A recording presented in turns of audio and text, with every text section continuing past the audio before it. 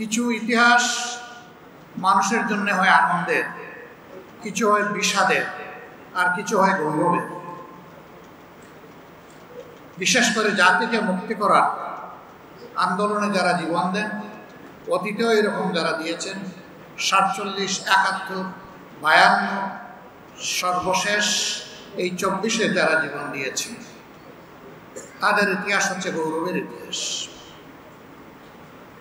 শহীদ পরিবারগুলোর জন্য কান্নার ইতিহাস, দেশবাসীর জন্য আল্লাহ শুকরিয়া আদায় করার ইতিহাস। 24-এর 5 আগস্টের আগ পর্যন্ত এরকম একটা আয়োজন আমরা কিংবা কোনো বিরোধী দল কল্পনাও করেনি। এমনকি সমাজের যারা বিশিষ্ট ব্যক্তিবর্গ, যাদেরকে মেম্বার অফ সিভিল সোসাইটি বলা হয়, তারাও সাহস করে। ফ্যাসিবাদী সরকারের হাতে সত্যিকার অর্থের মুক্তিকামী সমস্ত মানুষই ছিলেন মজলুম, একা জামাত ইসলামী নয়। এদেশের আপামর ওলামায়ে কেরাম, বিভিন্ন রাজনৈতিক দলের সম্মানিত নেতাকর্মীবৃন্দ, সমর্থকবৃন্দ, এমনকি সাধারণ জনগণ। আজকে যে ক্যামেরাগুলো জাতির সামনে এই বক্তব্যকে তুলে ধরার জন্য এখানে অংশগ্রহণ করছেন, তারাও ফ্যাসিবাদের থাবা থেকে মুক্ত ছিলেন। ওই সময় তাদেরকেও জীবন দিতে হয়েছে, কারাগারে যেতে হয়েছে, রিমান্ডের নামে নির্যাতন ভোগ করতে হয়েছে।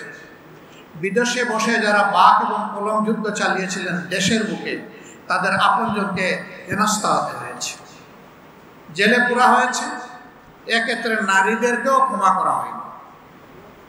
এদের রুচি কত নিম্ন স্তরের ছিল, এখান থেকে এটা উপলব্ধি করা যায়।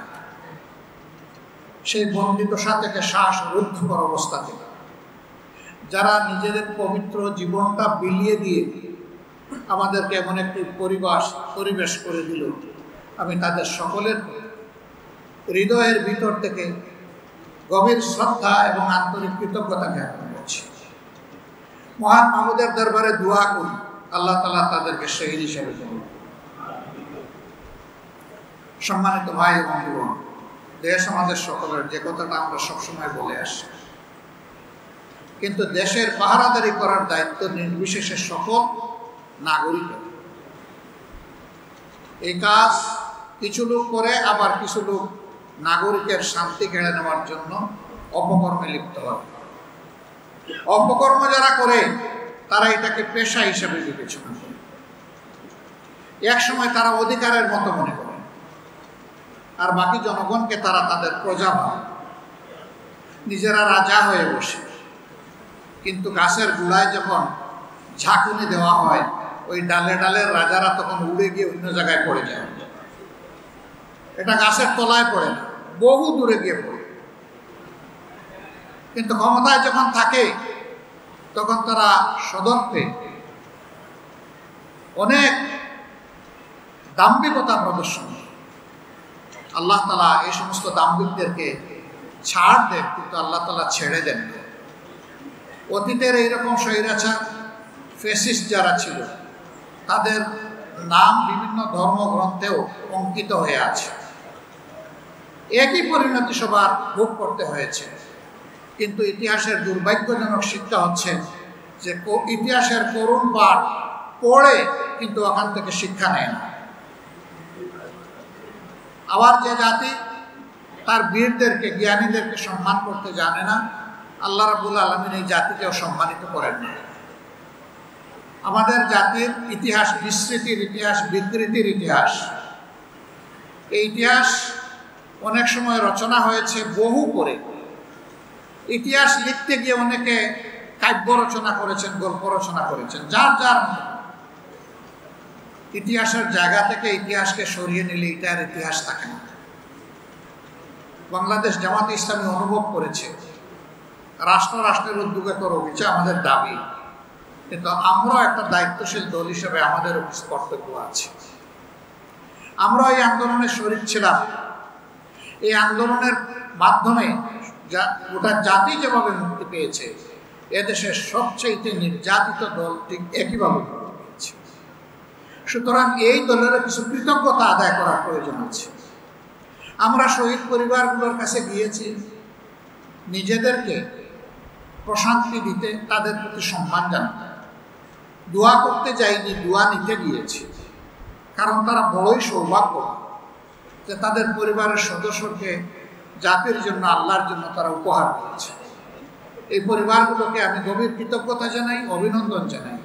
আল্লাহর দরবারে দোয়া করি আল্লাহ তাআলা তার গায়বী খাজানা থেকে প্রশান্তি দিয়ে তাদের সমস্ত হৃদয়কে পরিপূর্ণ করে দিন। আল্লাহ তাদেরকে ধৈর্য ধরার তৌফিক দান করুন। আল্লাহর কাছে দোয়া করি আজীবন যেন এই পরিবারগুলোর প্রতি আমরা কৃতজ্ঞ থাকতে পারি এবং সম্মান দেখাতে পারি। আল্লাহ সেই শক্তিটাও যেন আমাদেরকে দান। আমার বন্ধুরা যে সমস্ত দাবি এখানে উত্থাপন করে দিয়েছেন, আমি আর এগুলার পুনরাবৃত্তি করছি না। আমি কিছু বিষয়ে ক্ষমা চাচ্ছি। এ ধরনের একটি বড় কাজ হাতে দিতে গিয়ে প্রথমে ভাবছিলাম এটা আদৌ কি সম্ভব, মানুষ কি আমাদেরকে সেইভাবে সহযোগিতা করবে। কিন্তু আমরা যখনই নেমেছি, মানুষের স্বতঃস্ফূর্ত সহযোগিতা আমাদের শক্তিকে বাড়িয়ে দিয়েছে। আমরা কিন্তু এখনো ইতিহাস রচনা অথবা স্মারক রচনা পরিপূর্ণ করে উঠতে পারিনি, এ প্রক্রিয়া চলমান। কিন্তু আমরা চিন্তা করলাম যে এখন বিভিন্ন দিক থেকে শহীদ পরিবার, আহত পঙ্গু সহযোদ্ধারা তারা বিভিন্নভাবে এখন হতাশাগ্রস্ত হতে যাচ্ছেন। এই সময় জাতির পক্ষ থেকে একটি দায়িত্বশীল ভূমিকা নিয়ে তাদের সামনে অন্তত কিছু জিনিস নিয়ে আসা যায়। এই জন্য অসমাপ্ত রেখে আমরা প্রাথমিক পর্বটা আপনাদের সামনে নিয়ে আসার চেষ্টা করেছি। এই কাজে দিন রাত কেটেছেন আমার যে সমস্ত তরুণ বন্ধুরা, সংগঠন তাদের কাছে ঋণী, কৃতজ্ঞ।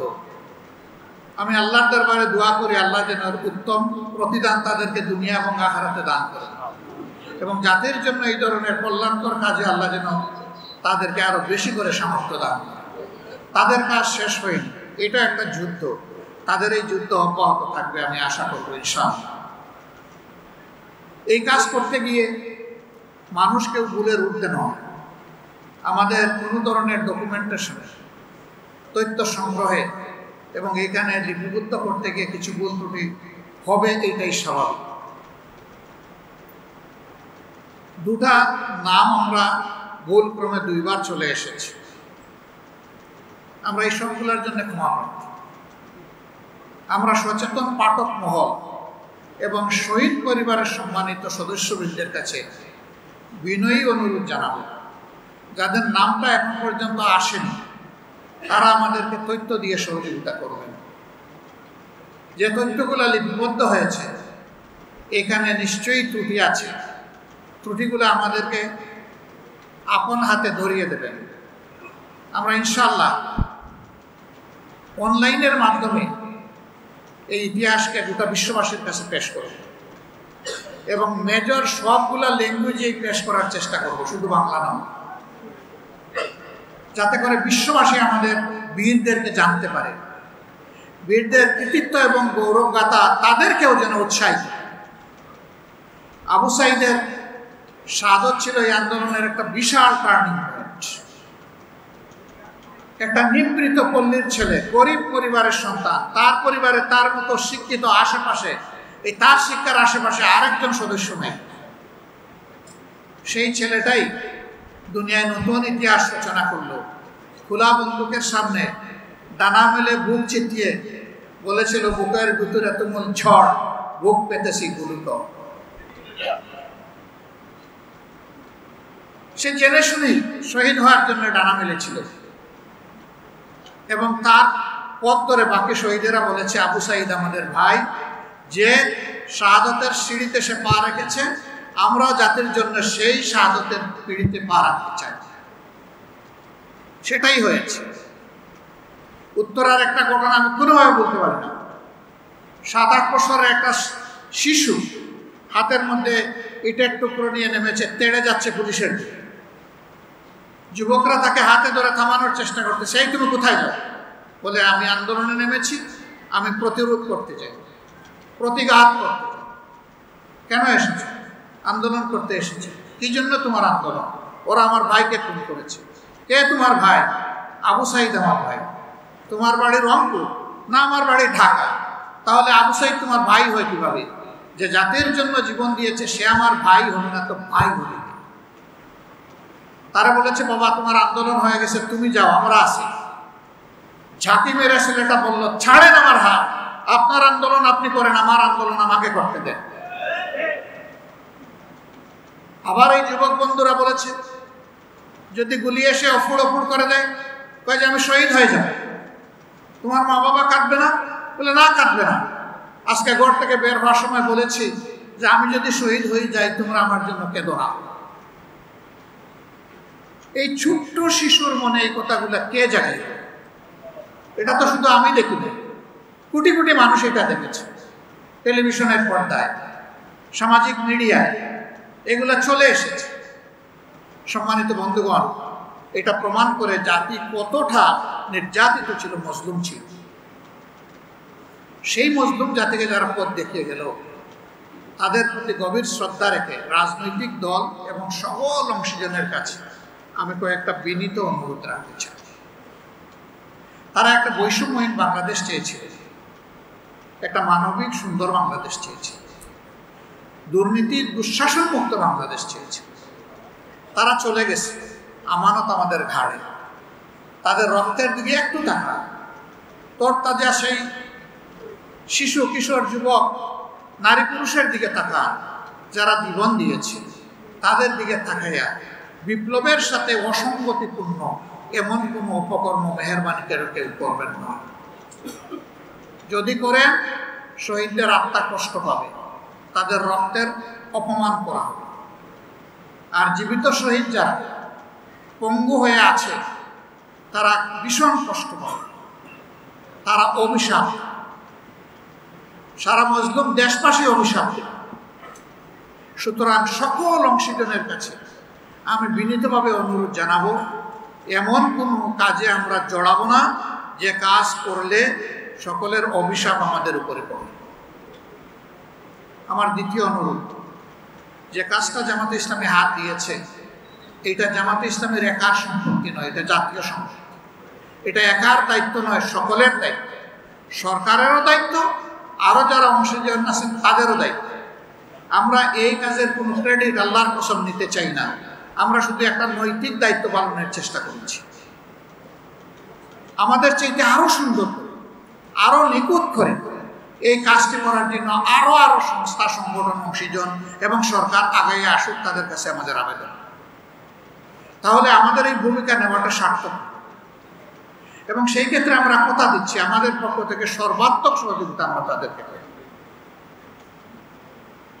আজকে যারা বিভিন্ন জায়গা থেকে আমাদের সাথে অংশগ্রহণ করেছেন, তাদের সকলের প্রতি আমি আবারও কৃতজ্ঞতা জানাচ্ছি।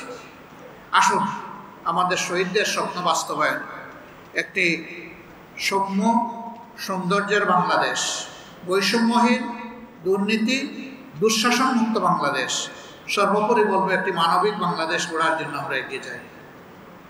যারাই অংশগ্রহণ করেছেন, আমাদের দাওয়াতে এসেছেন, ঢাকা এবং ঢাকার বাইরে, সকলকে আবারও আমি আন্তরিক অভিনন্দন এবং ধন্যবাদ জানিয়ে আমরা এখন সেই সারাক্ষণ কোর্টের ইনশাআল্লাহ মূলক উন্মোচন করব। আমরা সকলকে, সংশ্লিষ্ট সকলকে এখানে অংশগ্রহণ করার জন্য আন্তরিকভাবে আহ্বান জানাচ্ছি।